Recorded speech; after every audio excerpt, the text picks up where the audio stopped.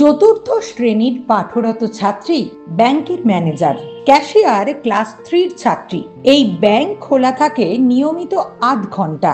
ব্যাংকে একেবারে জমা দেওয়া যায় সর্বোচ্চ 20 টাকা। এই ব্যাংক থেকে টাকা তুলে কেনা যায় পড়াশোনার সামগ্রী। স্কুলের মধ্যে এমনই অভিনব ব্যাংক তৈরি করে নজির করেছেন ভাদর গোপীনাথপুর প্রাথমিক বিদ্যালয়ের প্রধান শিক্ষক। সহশিক্ষক ও পড়ুয়াদের সহযোগিতায় এই ব্যাংক এখন এলাকায় অন্যতম চর্চার বিষয়। পড়ুয়াদের সঞ্চয়ী হয়ে ওঠার ভাবনা স্কুলের প্রধান শিক্ষকের। স্কুলের এই ব্যাংকের রয়েছে নিজস্ব পাস বই। টাকা তুলতে গেলে ইংরেজিতে ফিল আপ করতে হবে ফর্ম।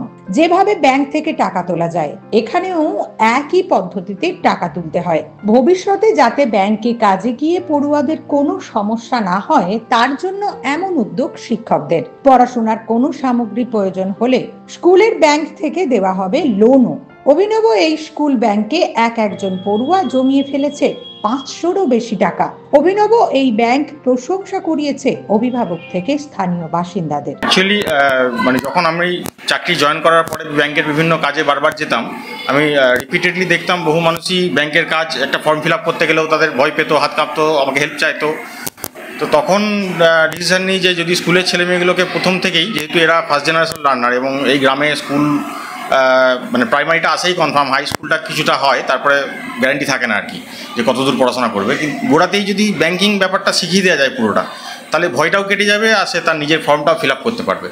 এখান থেকেই প্রথম শুরু হয়। প্রথম যখন শুরু করি, অনেক 7-8 বছর হয়ে গেছে, তখন শুধু পাসবইটা করতে পেরেছিলাম আর আমাদের একটা রেজিস্টার ছিল। তখন স্লিপগুলো এতটা ভালোভাবে রেডি ছিল না।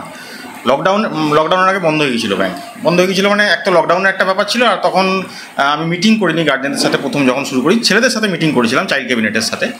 তো তখন যদি গার্জেনদের কাছ থেকে কিছু ইস্যু আসে, টাকা পয়সার যেহেতু ব্যাপার, একটা ভয় পেয়েছিলাম, দিয়ে বন্ধ করে দিয়েছিলাম। তখন কিছুদিন পরে আবার লকডাউনের পর আমাদের এসআই স্যারের সঙ্গে কথা বলি ব্যাপারটা নিয়ে।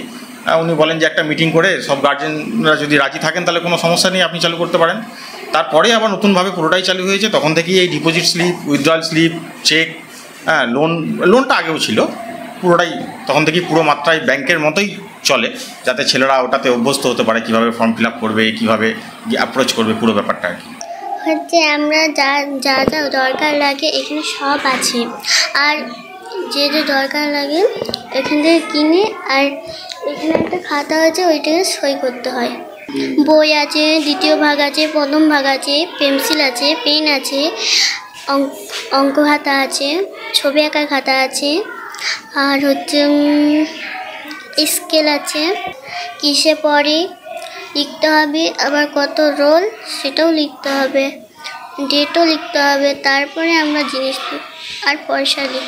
হ্যাঁ, খুবই ভালো লাগছে, কারণ এখন থেকে ছোট থেকে ছেলেরা যেটা শিখছে খুবই ভালো শিখছে। বড় হয়ে তারা অন্য কাছে গিয়ে যে আমার এইটা করে দিন বা আমাকে করে দিতে হবে এটা বলতে পারবে না। এখন ওরা সঞ্চয় করাটাও শিখছে, বা ওরা যে দোকানে খাবার খেয়ে সঞ্চয় করছে, সেটা না খেয়ে দোকানে যে অনেক খাবার খেয়ে নেয় ছেলেরা, সেটা খাচ্ছে না, এখানে ব্যাংকে জমা দিচ্ছে, কীভাবে জমা দিতে হয় সেটাও শিখছে। আবার যখন তুলছে ঋণ এখানে ঋণও দেওয়া হয়, যখন ঋণ নেয় তারা কীভাবে ঋণটা শোধ করবে সেটাও শিখছে। ছেলেরা এখন থেকে এটা শিখছে, এটা আমাদের খুবই ভালো লাগছে। এটা আমাদের কাছে খুবই আনন্দের বিষয় যে স্যাররা এটা শেখাচ্ছে ছেলে। নিউজ আজ বাংলা, গোঘাট। ঘর হবে সেরার সেরা, সবার কাছে মডেল। চিন্তা কিসের, সঙ্গে আছে কেবি মার্বেল। মনের মতো marble, granite, tile, sanitary fittings এর একমাত্র হোলসেল ও রিটেল শপ কেবি মার্বেল। যোগাযোগ 9434059753 অথবা 8918126044। আমাদের ঠিকানা বসন্তপুর, আমতলা মোড়, আরামবাগ, হুগলি। সাজাবো আমি স্বপ্নের বাড়ি, কেবি মার্বেলসে দেবো বাড়ি।